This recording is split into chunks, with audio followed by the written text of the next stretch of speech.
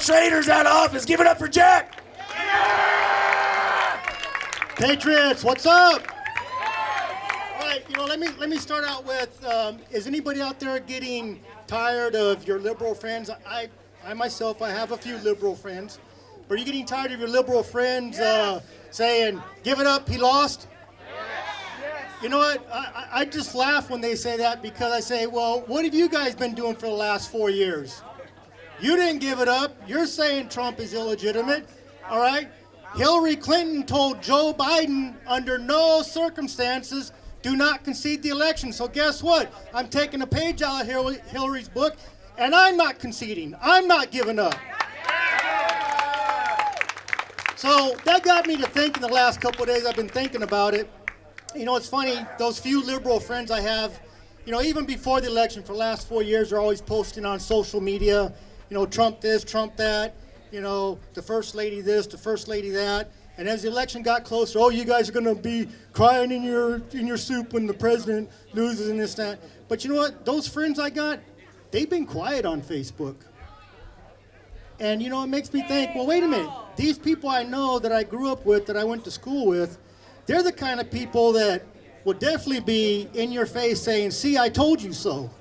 But why are they being so quiet? Because the smart ones, yes, there are some smart liberals. The smart ones, they're seeing what's going on, and they're like, uh-oh, maybe we better hold off on the celebrations, right? All right, so don't worry, I just got bullet points here. I'm not going to give you guys a long speech, because I don't have the brain power that Tara does, so I got to write stuff down.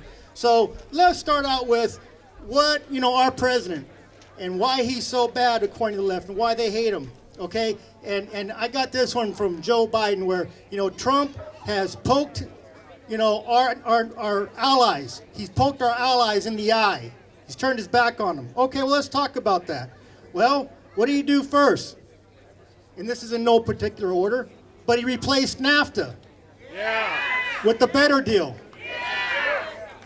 He's pulling troops out of Syria and Afghanistan. Bring them home. He's asking NATO and the UN to contribute more of their fair share to those organizations.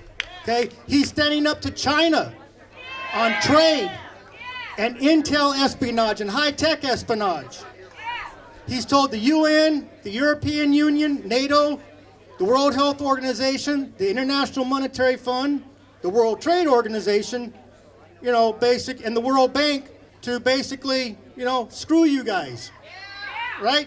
He's telling these people, America, its people, its economy, its military, its way of life, and its values are not subject to your authority. So, you know, excuse me, piss off. So, let's talk about some of those things. When you think about it, Donald Trump is the only president since our founding fathers who understood that this nation has to be ruled by those founding principles. All right, we go back to George Washington. Anybody remember George Washington, his farewell address? What did he say? He wants peace, commerce, and friendship with all nations, but entangling alliances with none. And what is Donald Trump doing right now? He's breaking those entangling alliances, all right?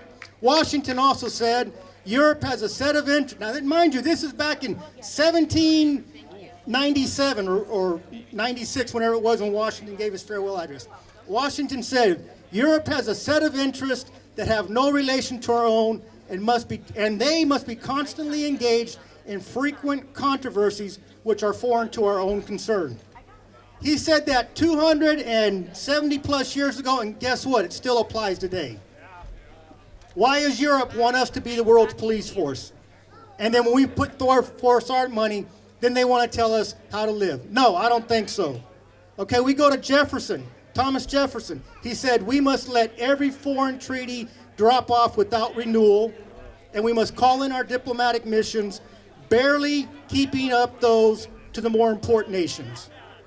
Well, if that's poking our allies in the eye, I say, why stop there? Start kicking them in the nuts. Keep it going.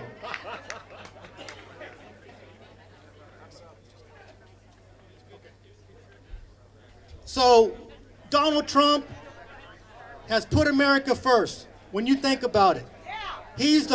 I've been voting since 1987, but I remember Reagan, great president. I would have voted for him if I could have, but Donald Trump is the only president that I've seen since I've been voting that has put America first. Okay, let's talk about who brought back the lost jobs that Obama said are gone forever, ain't coming back.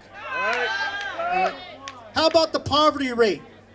10.5%, the lowest in 60 years.